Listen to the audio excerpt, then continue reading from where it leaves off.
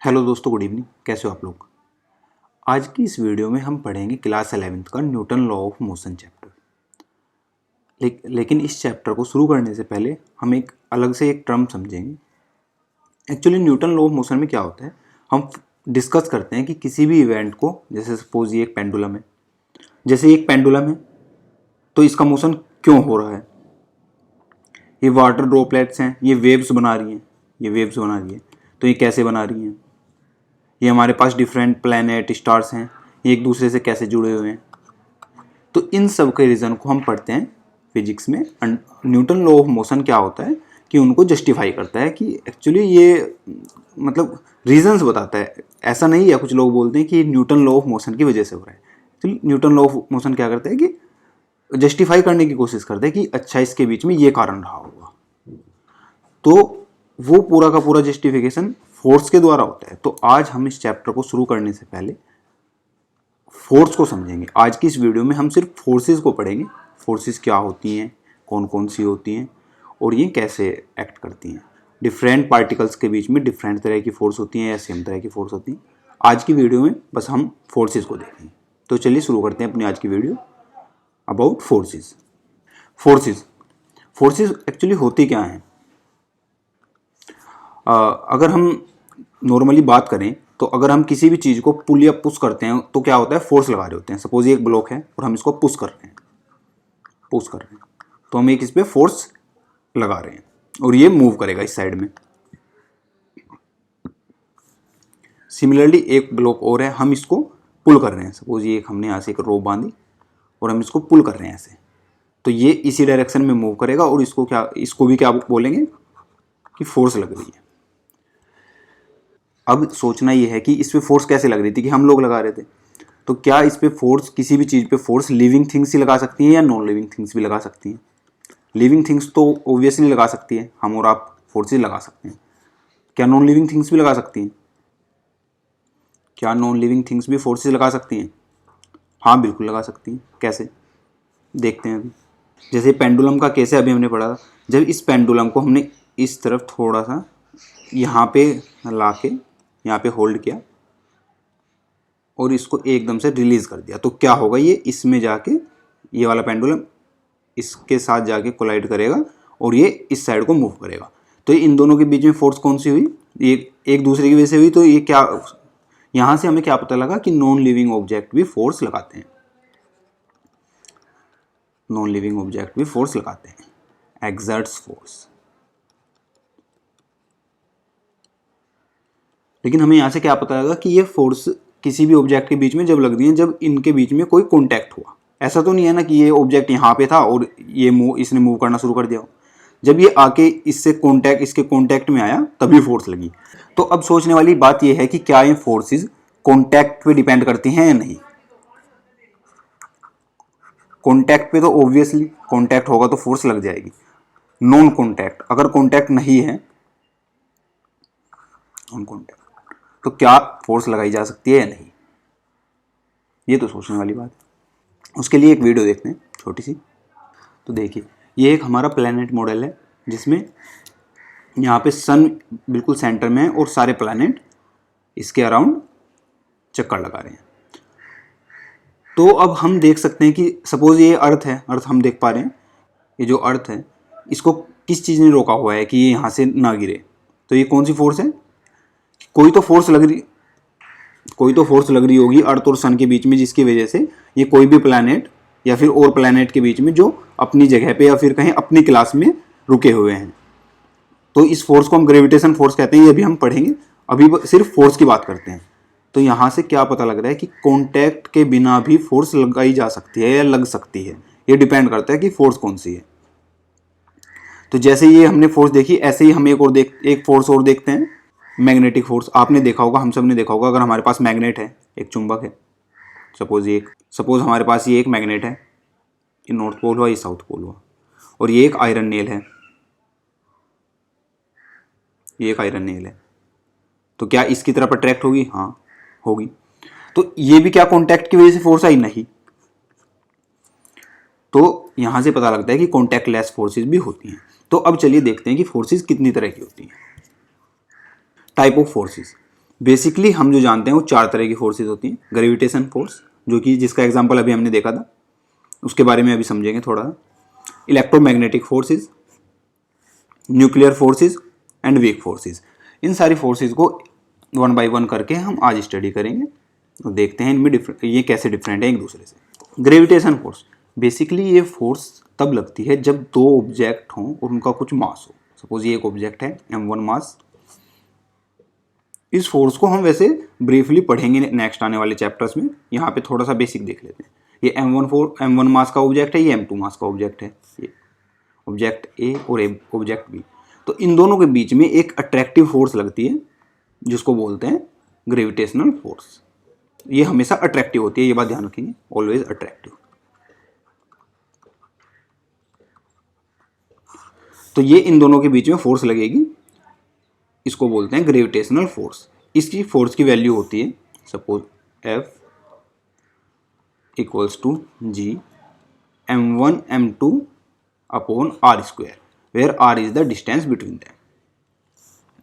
यहाँ पे g gravitational constant है जिसकी वैल्यू है 6.67 इंटू 10⁻⁻11 और यूनिट होगी न्यूटन मीटर स्क्वायर पर केजी स्क्वायर। यूनिट निकालना हमने पहले चैप्टर में बहुत अच्छे से सीखा था, वहां से देख लीजिए कैसे निकलती है, और डायमेंशन भी आप कोशिश करिए निकालने की इसकी। तो ये होती है ग्रेविटेशनल फोर्स जो बेसिकली प्लैनेट्स और ये बड़े से बड़े और छोटे से छोटे ऑब्जेक्ट के बीच में लगती है। बस कंडीशन है कि उनका अपना एक मास होना चाहिए और उनके बीच में कोई भी एक पर्टिकुलर डिस्टेंस हो। जब एक ऑब्जेक्ट बहुत बड़ा हो, सपोज ये अर्थ है, ये अर्थ है और ये एक छोटा सा ऑब्जेक्ट है, मतलब कंपेरेटिव टू अर्थ ये बहुत छोटा है, तो तब इसी फोर्स को ग्रेविटी बोलते हैं। Force due to gravity, word सुना होगा, ग्रेविटी। तो ये थी ग्रेविटेशनल फोर्स जो कि दो ऑब्जेक्ट के बीच में लगती है। अगर ऑब्जेक्ट सेम शेप का ना हो, सपोज ये एक ऑब्जेक्ट है और इसमें कैलकुलेशन आसान के लिए 3 पॉइंट मान लेते हैं, ये 3 पॉइंट मास हैं इस तरह के। इधर भी एक ऑब्जेक्ट है, 1 2 3। तो क्या होगा, सपोज इसको नाम दे देते हैं 1 1 2 3 और इनको नाम दे देते हैं ए बी और सी। तो एक फोर्स होगी, पहली फोर्स जो ए पे लगेगी ड्यू टू 1, तो इसको लिखेंगे 1A। एक फोर्स होगी जो ए पे लगेगी ड्यू टू 2, तो इसको बोलेंगे 2A। सिमिलरली एक फोर्स होगी जो 3 की वजह से लगेगी 3A।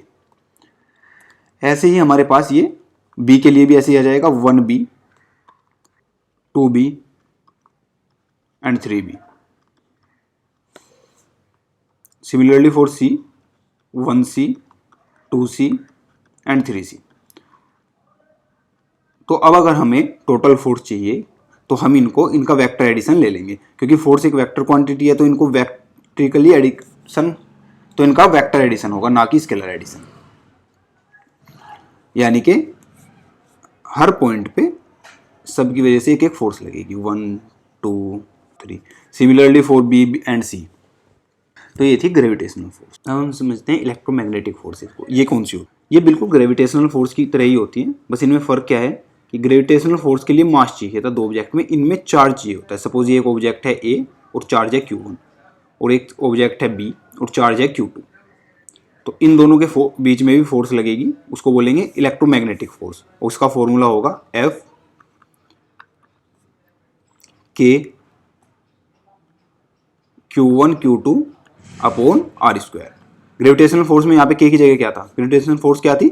F equals to G M1 M2 upon R square. तो यहाँ से देख रहे हैं कि दोनों फोर्सेस का नेचर लगभग सेम है, सेम तरह का फॉर्मूला। ये कांस्टेंट है, ये ग्रेविटेशनल कांस्टेंट है, ये दोनों का नेचर बेसिकली सेम है। बट डिफरेंस क्या है कि मासेस हमको पता है सेम नेचर के होते हैं, मासेस में निगेटिव पॉजिटिव नहीं होता, यानी कि M1 M2 हमेशा सेम नेचर के होंगे। बट चार्जेस के साथ क्या होता है कि चार्जेस आइदर पॉजिटिव और निगेटिव दो तरह के हो सकते हैं, या तो पॉजिटिव होंगे या निगेटिव होंगे, और सेम भी हो सकते हैं दोनों।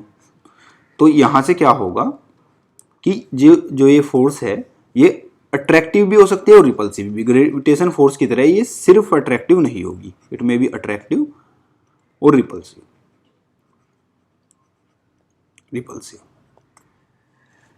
इस फोर्स का magnitude in comparison to gravitational force बहुत ज़्यादा होता है। यहाँ पे के की value 9 into 10⁹ newton metre square पर कूलम स्क्वायर, जबकि जी की वैल्यू क्या आई थी, जी की वैल्यू थी 6.67 इंटू 10⁻11। डिफरेंस देख रहे हो, यहाँ पे 10⁻11 है और यहाँ पे है 10⁻9। तो इसी वजह से इलेक्ट्रोमैग्नेटिक फोर्स बहुत ज्यादा स्ट्रॉन्ग होती है। तो क्या लिख लेते हैं, स्ट्रॉन्गर देन ग्रेविटेशनल फोर्स। तो ये हुई हमारी इलेक्ट्रोमैग्नेटिक फोर्स। के की वैल्यू ये होती है, ये के की यूनिट है, सेम वैसे ही निकलेगी जैसे जी की यूनिट निकाली थी।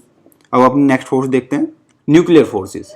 ये कौन सी फोर्स होती है, अब हमने दोनों फोर्स तो पढ़ लिए, एक ग्रेविटेशनल एक इलेक्ट्रोमैग्नेटिक फोर्स। तो एक न्यूक्लियर फोर्स कौन सी फोर्स हुई, बेसिकली सपोज ये एक एटम है और इसके बीच में ये न्यूक्लियस है, थोड़ा सा बड़ा बना लेते हैं समझने के लिए। तो एटम में यहाँ पे क्या होगा, इलेक्ट्रॉन्स होंगे और अंदर क्या होगा, प्रोटॉन होंगे, पी लिख लेते हैं, न्यूट्रॉन होंगे। तो अब हमें पता है कि ये जो न्यूक्लियस है 99.98% मास होल्ड करता है पूरे एटम का, जबकि वॉल्यूम बहुत कम होल्ड करता है। तो अगर सपोज एक एग्जांपल लेते हैं, हीलियम। अब हीलियम का क्या है कि इसके पास 2 इलेक्ट्रॉन है, 2। हीलियम को कैसे लिखते हैं, 2He4, याद होगा आपके 2He4। यानी कि इसका मतलब क्या है कि इलेक्ट्रॉन जो है 2 हैं, प्रोटॉन भी कितने हैं, 2 हैं।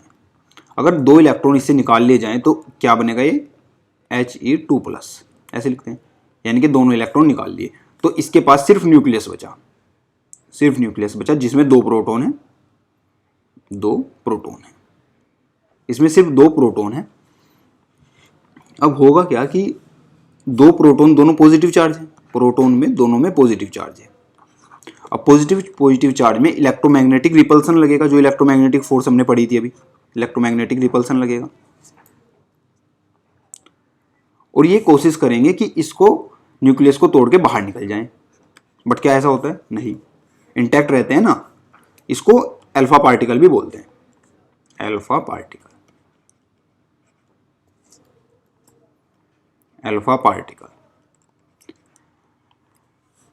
अब वो क्या वजह है जिस वजह से ये दोनों एक दूसरे को रेपेल करके बाहर नहीं निकल पा रहे हैं।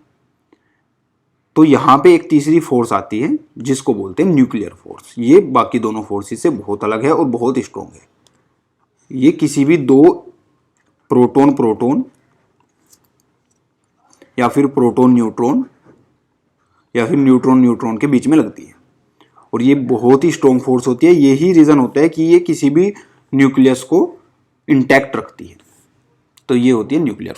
लेकिन अगर इनके बीच का सेपरेशन, यानी कि प्रोटॉन न्यूट्रॉन और न्यूट्रॉन न्यूट्रॉन या फिर कहीं न्यूक्लियॉन्स के बीच का सेपरेशन 10⁻⁻14 मीटर से ज़्यादा बढ़ जाए तो ये बहुत ही वीक हो जाती हैं।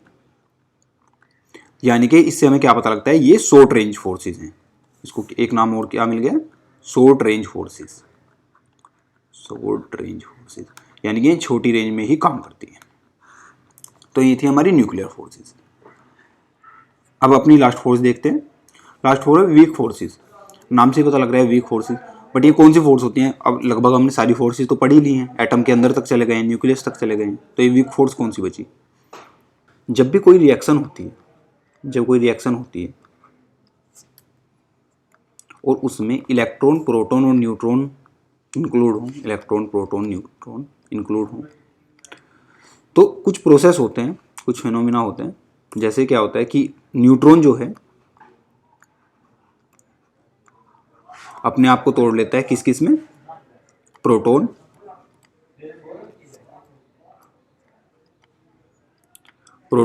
प्लस। अब आप एक बात बताइए कि न्यूट्रॉन न्यूट्रल है, यानी कि 0 चार्ज है, इसने प्रोटॉन में तोड़ा, और प्रोटॉन हमेशा क्या होता है, पॉजिटिव चार्ज होता है। तो अगर एक पॉजिटिव चार्ज में तोड़ा तो इसको बैलेंस करने के लिए, 0 करने के लिए, दूसरा जो भी पार्टिकल आएगा वो क्या होना चाहिए, negative charge.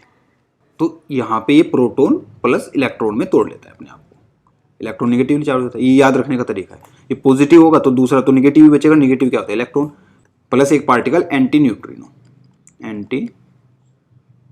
Neutrino. Similarly proton भी अपने आप को तोड़ लेता है, प्रोटॉन। न्यूट्रॉन में अब प्रोटॉन पॉजिटिव चार्ज होता है और न्यूट्रॉन तो न्यूट्रल है, जीरो चार्ज है। तो इसको बैलेंस करने के लिए यहाँ पे क्या आना चाहिए, दूसरा पार्टिकल पॉजिटिव चार्ज होना चाहिए। और पॉजिटिव चार्ज क्या होता है, खुद प्रोटॉन या फिर एक दूसरा पार्टिकल होता है, उसको बोलते हैं पॉजिट्रॉन। क्या बोलते हैं, पॉजिट्रॉन। और जैसे इसने एंटी न्यूट्रिनो निकाला था एक, ये निकालेगा न्यूट्रिनो।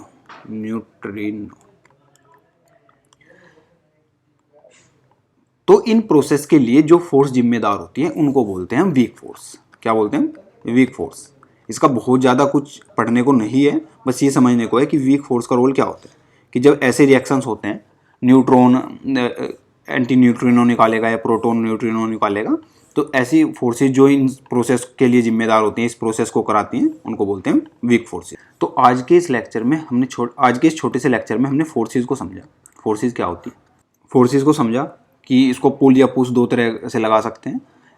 4 तरह की फोर्सेज को भी समझा। इसकी यूनिट देखी, यूनिट क्या होती है इसकी, न्यूटन। फोर्स की यूनिट क्या होती है, न्यूटन। फोर्स का बेसिक फॉर्मूला क्या होता है, बेसिक फॉर्मूला एक बार जान लेते हैं, आगे तो चैप्टर में पढ़ना ही है फिर भी। F = ma, mass into acceleration. अब मास की यूनिट क्या होती है, SI यूनिट क्या है इसकी, न्यूटन। SI unit. मास की यूनिट क्या होती है, kg। और एक्सीलरेशन की क्या होती है, मीटर पर सेकेंड स्क्वायर। तो इसकी यूनिट क्या बनी, फोर्स की बेसिक यूनिट क्या बनी, किलोग्राम मीटर पर सेकेंड स्क्वायर। तो यहाँ से अगर हम इसकी डायमेंशन निकालना चाहें तो वो क्या बनेगी, इसकी डायमेंशन होगी, kg की क्या होती है, m, मीटर की क्या होती है, लेंथ l, और s स्क्वायर की क्या होती है, t स्क्वायर। तो यहाँ से क्या बनेगी, mlt माइनस। तो ये हुई फोर्स की डायमेंशन। आगे का पार्ट अपने नेक्स्ट चैप्टर में हम पढ़ेंगे कि न्यूटन लॉ ऑफ मोशन क्या है, कैसे एक्सप्लेन करेगा। तो इस चैप्टर को इस टॉपिक को उस टाइम पे ध्यान में रखेंगे कि फोर्सेस कैसे कैसे होती हैं, बेसिक आइडियाज़ का। बाकी हम दोबारा एक बार और रिवाइज करा देंगे। थैंक यू दोस्तों, आज के लिए इतना ही। थैंक्स।